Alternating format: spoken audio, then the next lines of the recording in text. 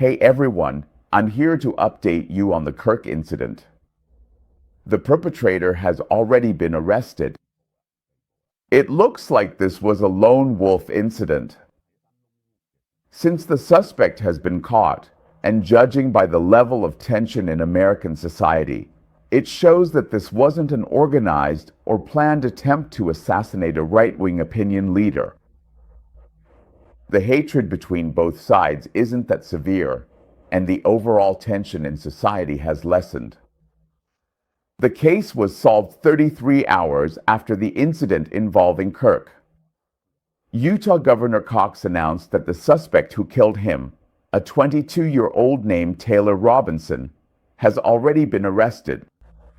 After the incident, the suspect headed south back to Washington City, Utah, and was eventually arrested in southern Utah.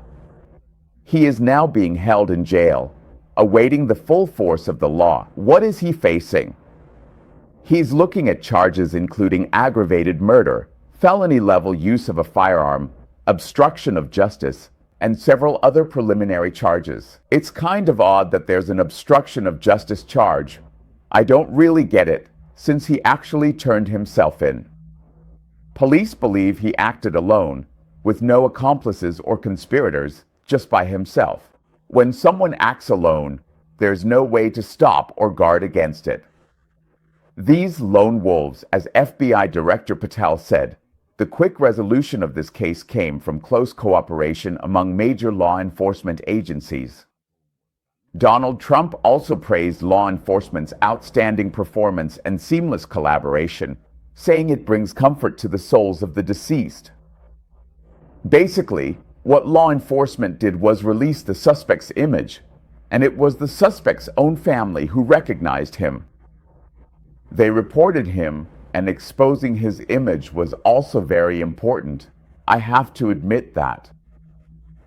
The key to solving this case came from the killer Robinson's family, specifically his father. Donald Trump said that the suspect was reported by someone very close to him, putting justice above family ties. Robinson's family saw the surveillance footage released by the police, contacted a family friend, and then this friend informed the police, which ultimately led to the killer being brought to justice. Actually, this is a form of turning oneself in, but in common law systems, there is no concept of voluntary surrender. In contrast, Taiwanese and Hong Kong law have provisions for reduced sentences if someone turns themselves in. In common law systems, a guilty plea can lead to a reduced sentence. According to two sources who spoke to CBS, it was Robinson's father, who saw the footage and recognized him. He then confronted him, and after being questioned, he admitted that he was the one who did it.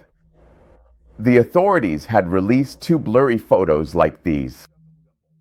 One was wearing a baseball cap and a black long-sleeve shirt that seemed to feature a pattern resembling the American flag. The whole case was cracked because his father recognized these pieces of clothing. Otherwise, would anyone have been able to identify him just from that? He really should have, if he was going to commit these crimes. Let me put it this way, he should have worn some everyday clothes and then thrown those clothes away afterwards. He also should have done things to make his body shape look less like himself, like adding some padding to his shoulders or wearing a couple more layers to make himself look bulkier. The way he did it now makes it really easy for people to recognize him. In another photo, you can clearly see the person wearing a t-shirt with the American flag on it and Converse shoes. It's things like that. His family recognized him right away because of those. He owned that shirt. According to reports, Robinson's father recognized the suspect in the authorities' photo. He waited for his son to come home, asked where he had been, and told him to explain. When he couldn't, he said it was him.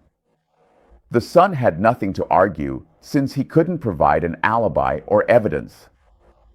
Confronted by his father, Robinson admitted that he was the one who shot and killed Kirk.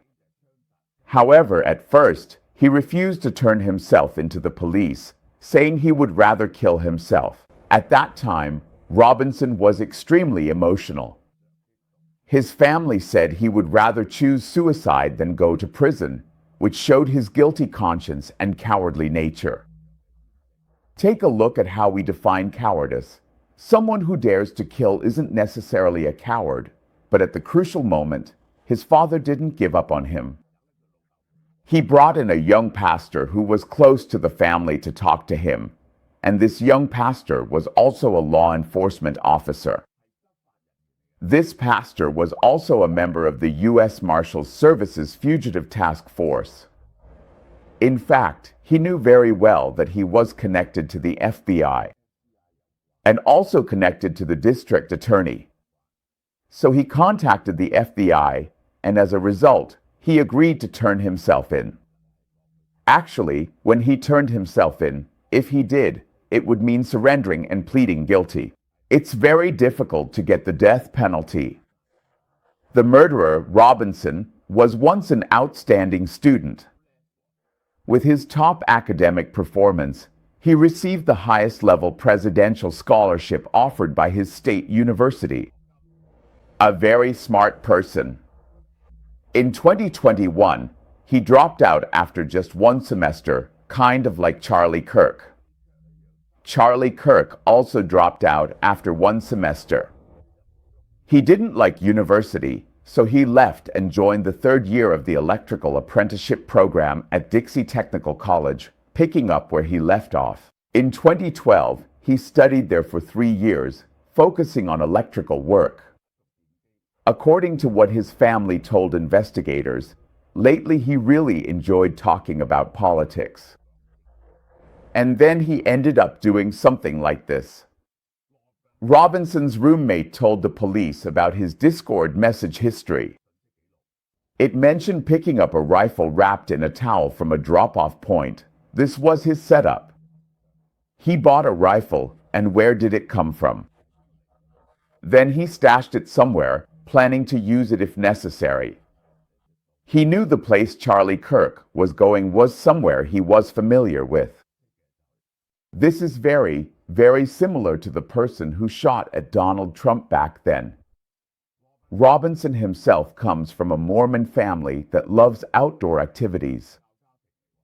Mormon families are often very devout and dedicated to their faith. Mormons, as a group, are generally much more religious than average, and he firmly believes that life is clearly divided into good and evil. If he decides the other person is evil, then he feels obligated to eliminate the devil. For believers, the world isn't just about right and wrong. They see the world through the lens of good and evil, a black and white dualism. Both sides are like this. Over there it's Christianity, here it's Mormonism. Ironically, just a few minutes earlier, Kirk had publicly praised Mormons as being very good people because he saw them as fellow believers. Who would have thought that being a believer could be used both ways? He promotes right-wing views from a Christian perspective, but he's Mormon, and he also feels that you're infringing on people's rights, which is also going against God's will. It's like the most brutal war in Europe, the 30 Years' War, a religious war that killed 40% of Europe's population. How bad was it? Even though their thinking is radical, records from Utah show that many people registered to vote without joining any political party. All branches of the military confirmed that these people had no connection to the armed forces, but they were all excellent marksmen. In places like Utah, people really train hard with firearms and become incredibly skilled. From 180 meters away, using an ordinary rifle, he shot someone in the neck with a single shot. The shooter's political motives were very clear, and his family said so. Robinson once mentioned at a family dinner that Charlie Kirk would be visiting the university, criticizing Kirk for being full of hatred and for spreading hate. If you sow the seeds of hatred, you'll reap the fruits of hatred on both sides. Police recovered that bolt-action rifle at the scene. It was a bolt-action rifle, and they found bullets engraved with messages full of far-left ideology and online violent culture. One of the bullets had the words, "Hey, fascist, catch," a reference to the anti-fascist song Bella Ciao from World War II Italy. The bullet was carefully engraved with internet emojis and things like that, and LT, break time equals 0.5s/ and GT, making it stand out. Very skinny, didn't work out, this person was really thin. There was also another engraving, "If you see this message, you're gay." This shows a deep influence from internet trolling culture. This piece of evidence not only reveals the killer's cold-bloodedness, but also that this was a premeditated murder. He felt no guilt about killing someone. Anyone who dares to do that must have antisocial tendencies. He was deeply poisoned by extreme leftist ideas online, turning political debate into his own stage for venting anger through acts of terror. These phrases were written by those accusing him. After learning of his arrest, Donald Trump told Fox News clearly that he hoped the killer would be sentenced to death. He said Kirk was like a son to him. He shouldn't have had to go through all this. It was because Kirk didn't take up a political office and kept going to universities to spread his message, and universities are strongholds of the left. He was actually working alone to help Donald Trump win a lot of votes. Really, in 2020, Donald Trump had very few young voters. There are more in 2024, and Charlie Kirk is one of the key contributors. Vance personally accompanied Kirk's widow, Erica, to bid farewell to her late husband. Especially since Donald Trump announced he would posthumously award him the highest honor, the Presidential Medal of Freedom, and ordered flags flown at half-mast. Trump mourned Kirk as a great man of our time. A giant and defender of freedom, he could have become the next U.S. president. Trump expressed regret. The Utah governor, at a press conference that week, thanked the suspect's family for doing the right thing. He described this kind of cold-blooded murder as not only an attack on an individual, but also a blow to American values. There are many aspects to American values, and one of them is that people can have different opinions, and you can't use political power to hunt others down. After the assassination, online speech was also chilled. There's a transgender author at DC Comics because they posted a comment hoping the bullet was unharmed, a schadenfreude remark, and as a result, their serialized comic was immediately canceled. The U.S. State Department issued a warning: any foreigner who glorifies violence and hatred will be expelled. Whoever says Charlie Kirk deserves to die. If you say good job killing him, you'll be kicked out. On social media, if you're a foreigner, Donald Trump will attend his funeral.